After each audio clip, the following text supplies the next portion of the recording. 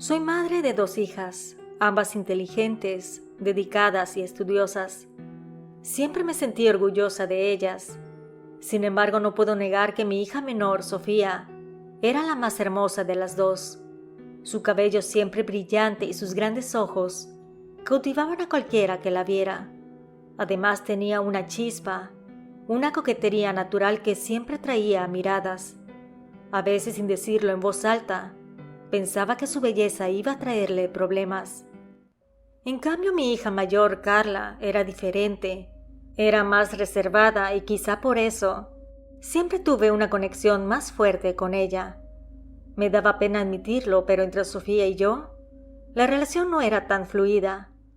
A pesar de lo unidas que éramos como familia, ella siempre había puesto una pequeña barrera, como si cada conversación se quedara a medio camino.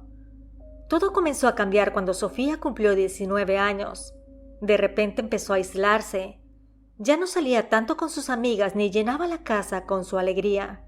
Se la pasaba en su habitación cerrada con llave.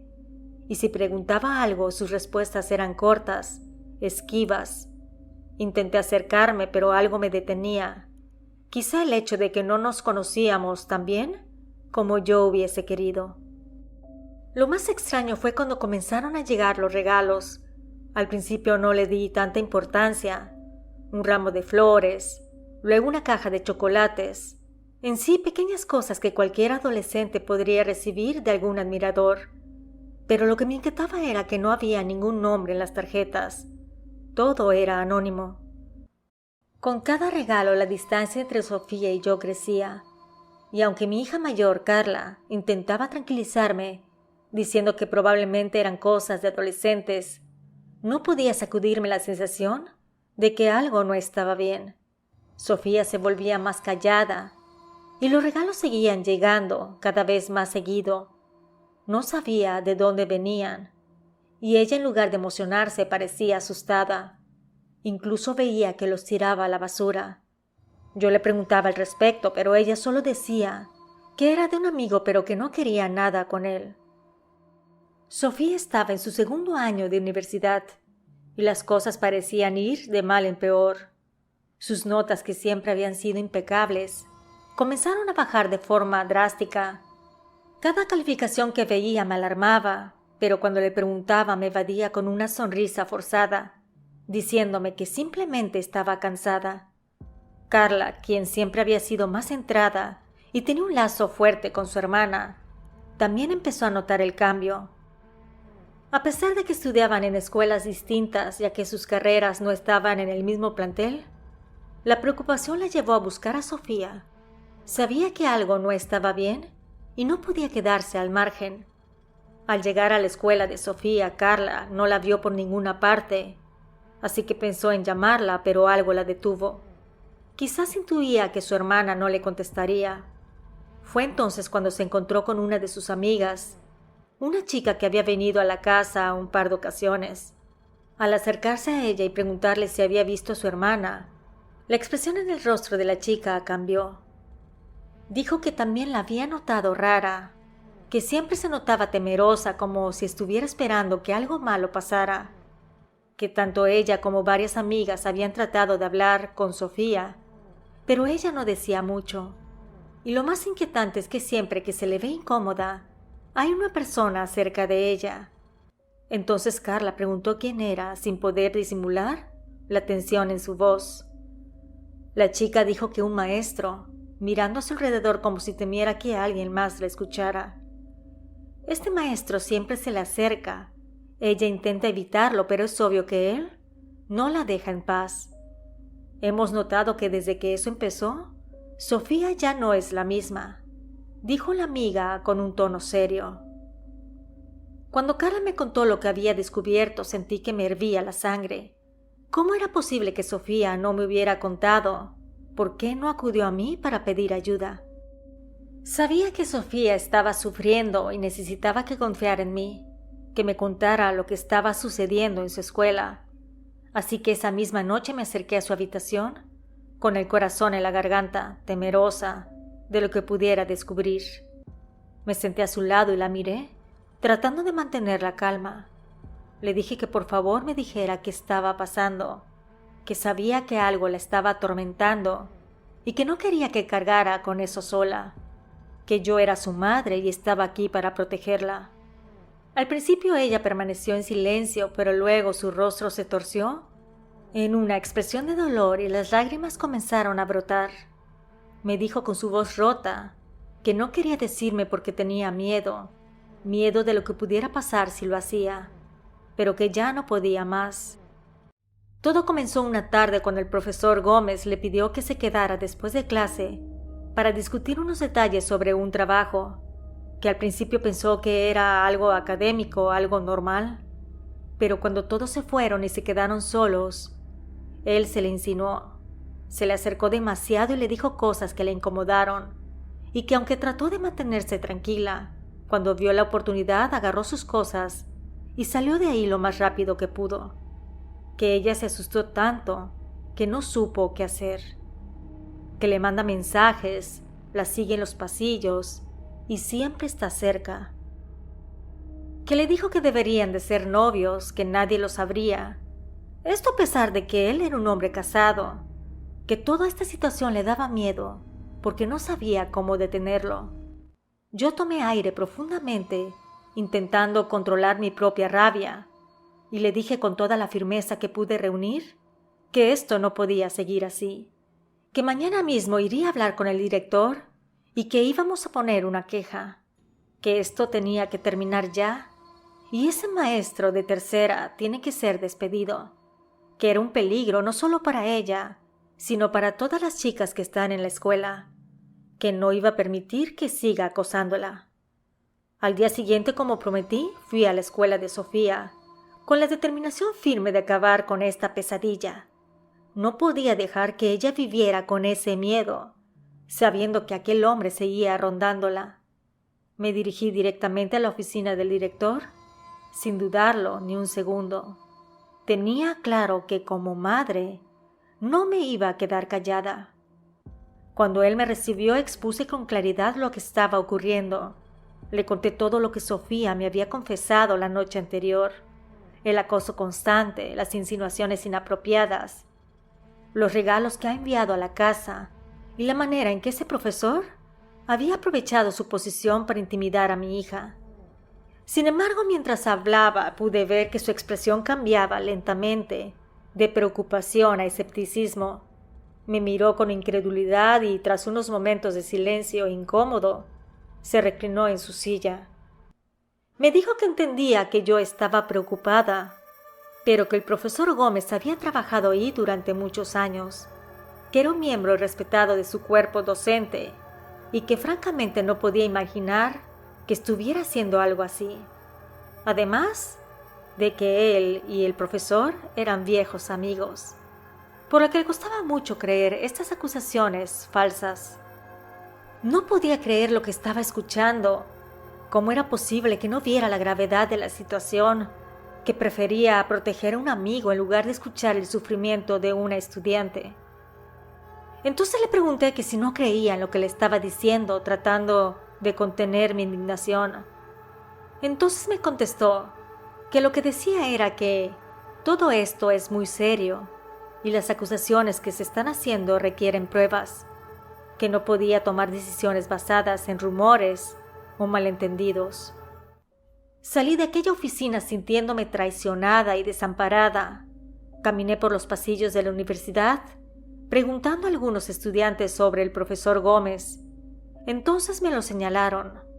Ahí estaba, parado en una esquina del campus, rodeado de un par de alumnos que parecían reírse de algo que él decía.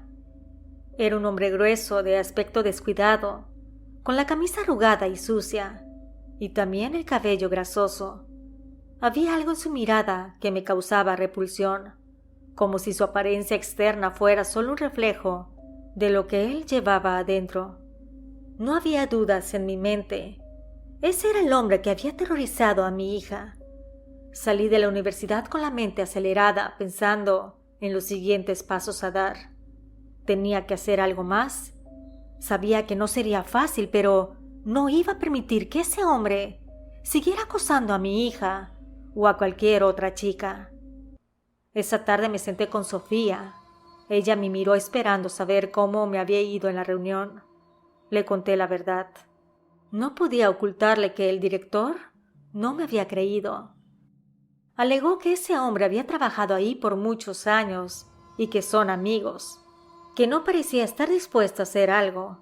Sin embargo, ni él ni el profesor sabían con quién se habían metido. Si ellos no hacen nada por las buenas, yo lo iba a hacer por las malas. A la mañana siguiente me dirigí a la universidad nuevamente, pero esta vez con un plan más claro en mente. Sabía que el director no iba a ayudar, así que tenía que tomar las riendas del asunto. Decidí acercarme directamente al profesor Gómez, pero con cautela. No podía dejar que sospechara que yo era la madre de Sofía. Lo esperé afuera de la facultad y cuando finalmente salió me acerqué con una sonrisa fingida y la excusa perfecta. «Profesor Gómez, ¿verdad?», le dije con la mayor amabilidad que pude fingir. Continué diciendo que disculpe que lo moleste, que soy la madre de un estudiante que está por ingresar el próximo semestre y me habían hablado muy bien de usted. Quería saber si podía ayudarme con algunas recomendaciones para que mi hijo se adapte mejor al ambiente académico.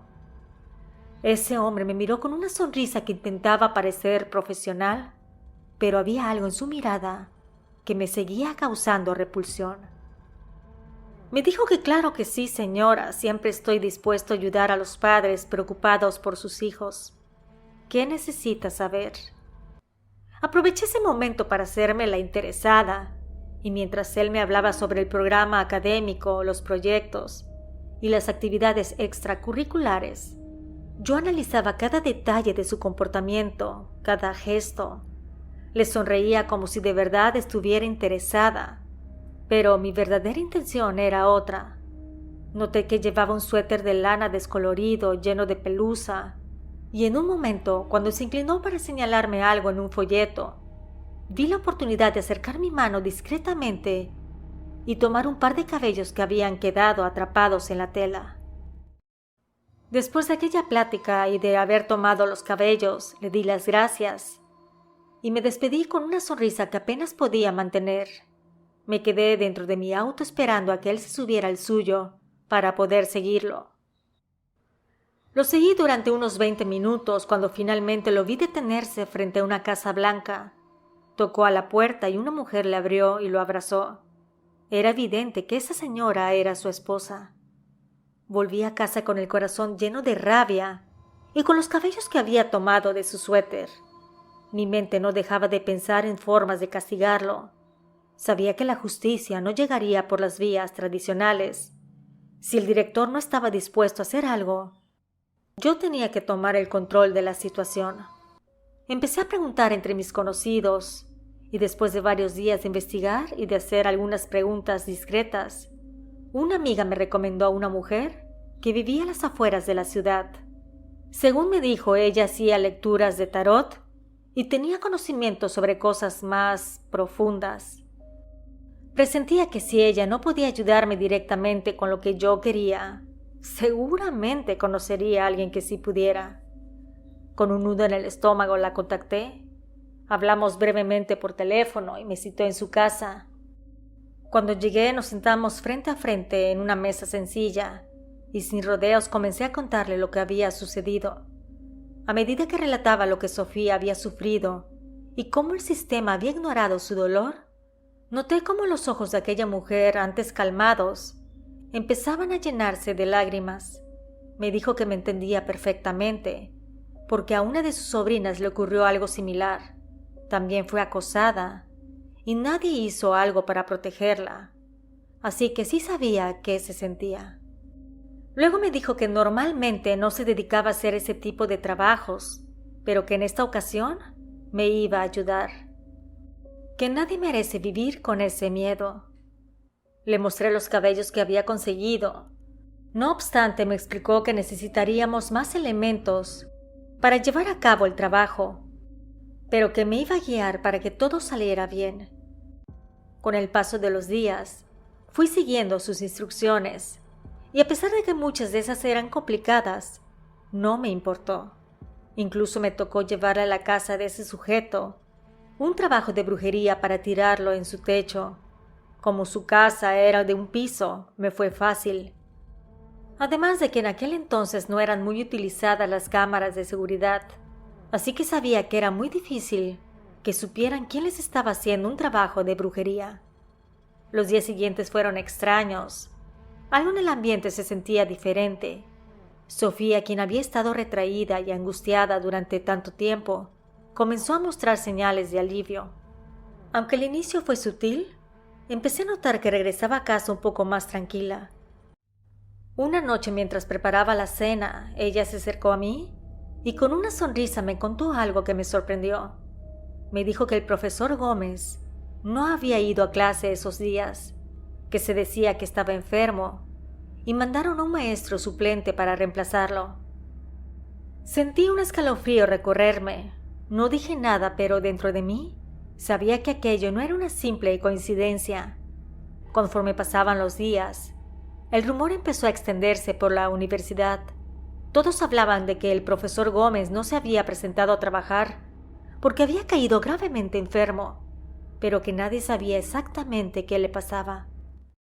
Como a la semana mi hija llegó de la escuela y me contó que unos compañeros de otro salón fueron a casa del profesor a llevarle los proyectos que tenía que revisar, pero que cuando llegaron, él no fue quien los recibió, sino su esposa.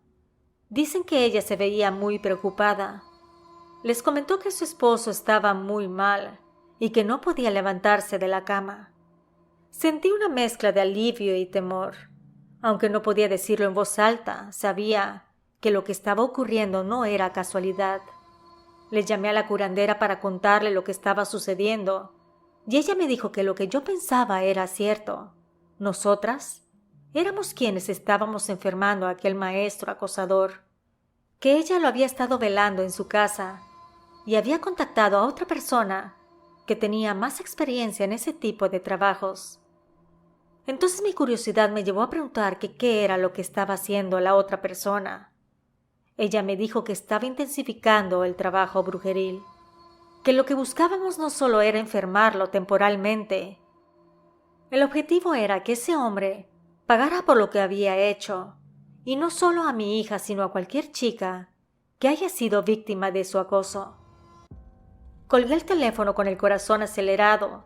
Sabía que lo que habíamos empezado no era un simple juego, y aunque había miedo en mí, también sentía que estábamos haciendo lo correcto.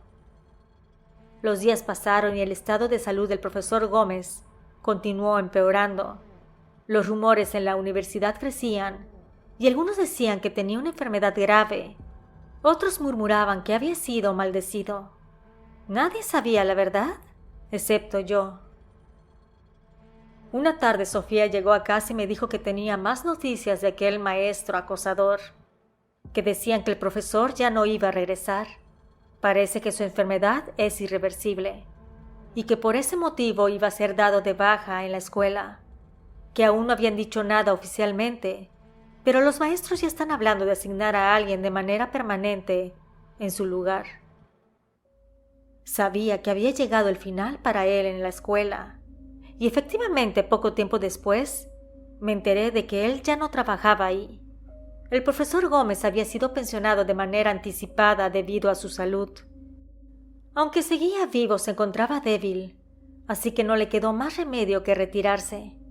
También supimos que varios papás fueron a hablar con el director para decir que sus hijas habían sido acosadas por el mismo maestro, y éste ya no tuvo más remedio que tomar medidas en el asunto. No obstante, llegó a oídos de las autoridades que él no nos había hecho caso a nosotras cuando fuimos a pedir ayuda, y que tampoco les hizo caso un par de chicas que se habían quejado con anterioridad, por lo que lo despidieron de inmediato de la escuela. Con el paso de los años ya no volvimos a saber más de él. Los rumores decían que el profesor Gómez continuó viviendo en su casa, curándose por momentos, solo para recaer de nuevo. Era como si nunca pudiera recuperarse del todo. Si te ha agradado esta historia, te invito a suscribirte y compartirla. Nos escuchamos pronto. ¿Y tú vives con el miedo?